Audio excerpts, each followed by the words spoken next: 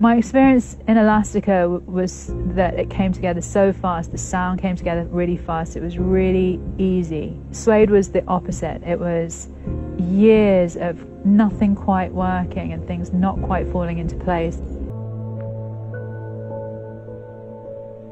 There's a real quiet love and respect in Matt and Brett's relationship for sure. The reason Suede has gone for so long is because of the strength of their relationship. I mean, they are like brothers. They've known each other forever.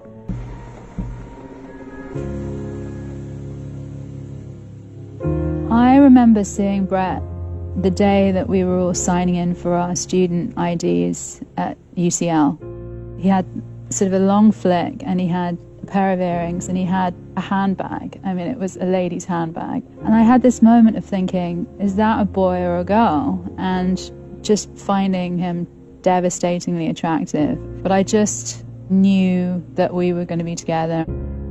Within a few weeks of meeting Brett, he took me back to his house in Finsbury Park, and there were 6 guys living there. Matt was one of them. Justine, I met her as Brett's girlfriend before we ever kind of made music together. And he brought back this incredible girl, just so smart and so funny. Justine was a huge, huge influence on me in terms of kind of who I became as a person. If I hadn't have met Justine, I possibly wouldn't be sitting here. And absolutely, definitely in terms of what Suede became, even though when we first appeared, she wasn't in the band. She pushed Suede really hard. It wasn't a band at that point. You know, it was 3 of us messing about in a bedroom. But I'm pretty sure that I was a big part of trying to get it out of the bedroom and onto some sort of stage somewhere. We'd put an advert in, The Enemy, and we'd met a couple of people. I remember there were a stream of really improbable people turning up who were either 55 or full-on punks with huge Mohicans. And Bernard came over, and he looked really, really young.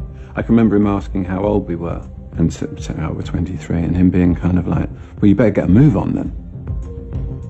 But that was the moment where it seemed like it could be really good. From the very start, I mean, there's like a whole phase before making the first album when we were sort of a different band, really, and not very good. They're quite fade, the very early Suede songs. It was kind of like, well, we really need a drummer. I think we thought it was going to be really easy. Justin Welsh, who ended up being the drummer from Elastica, he was in the band for about 3 weeks, and we found out that he was in 6 other bands. I remember actually sitting in a lecture and Brett coming up to me with a handwritten note saying, Mike Joyce wants to audition for the band.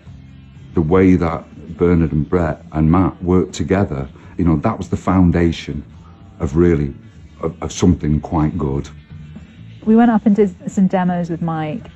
It never would have worked. We would have been Mike Joyce's new band. It was there. It was just a matter of getting the right pieces of the jigsaw. To me, Suede kind of nailed that with Suede started really when Simon was in the band and Bernard was in the band. At the back of my mind, I wanted it to be about songwriting. This is what I wanted to do before I met Brett, before, you know, there was any band involved. And it took about 1.5 years after actually meeting them for that to evolve. Very, very different things. We'd opened a door that had previously been closed to us when we wrote that song. I remember waking up in the morning and running over to the typewriter to see what was on it a lot.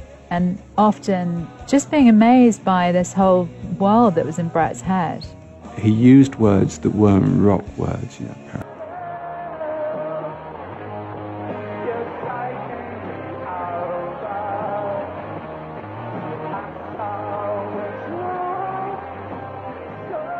The sexuality in the lyrics was a really important thing.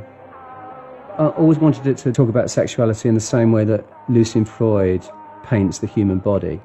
This sort of like stark realism, slightly uncomfortable, but kind of like very, very real, sort of candle-coloured skin under a fluorescent light.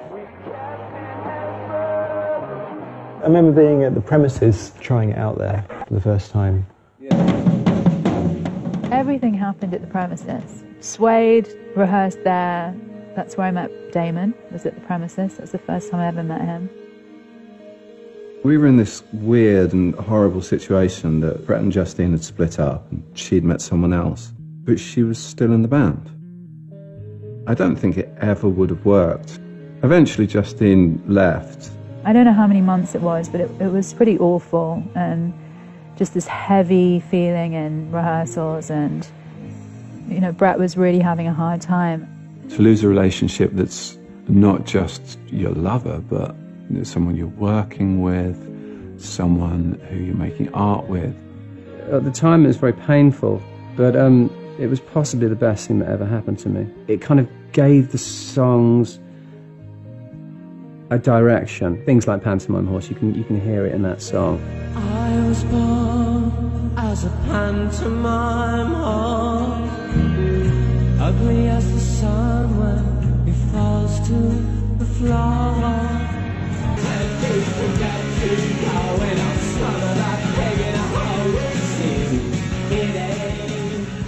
I remember going to see them play after I left, and it was just 4 boys on stage, and it sounded amazing, and it didn't have me muddying up the sound and kind of confusing the look.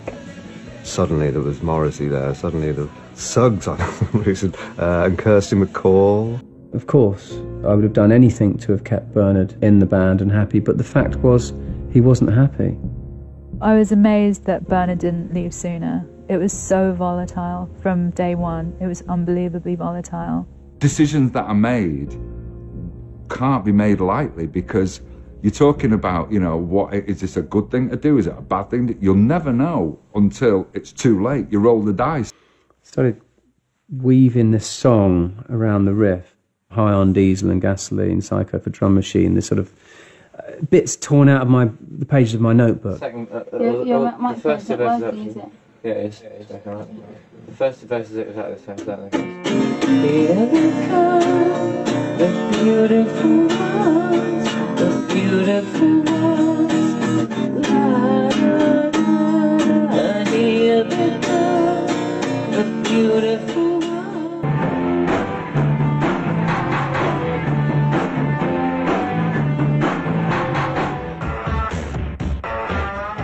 It didn't seem like Brett was fully himself. He was in his addiction. He wasn't able to write in the same way. There wasn't the same depth. That whole period of my life, when I think back on it, just makes me feel so sad that any of us put ourselves through that. You know, I think there was this sort of myth that taking drugs makes you a better artist, but the opposite is true. You know, it makes people caricatures of themselves. I think that what happened in 1998, 1999 is pretty much my fault. Not to be too kind of sort of black and white about it, but it's, you know, it's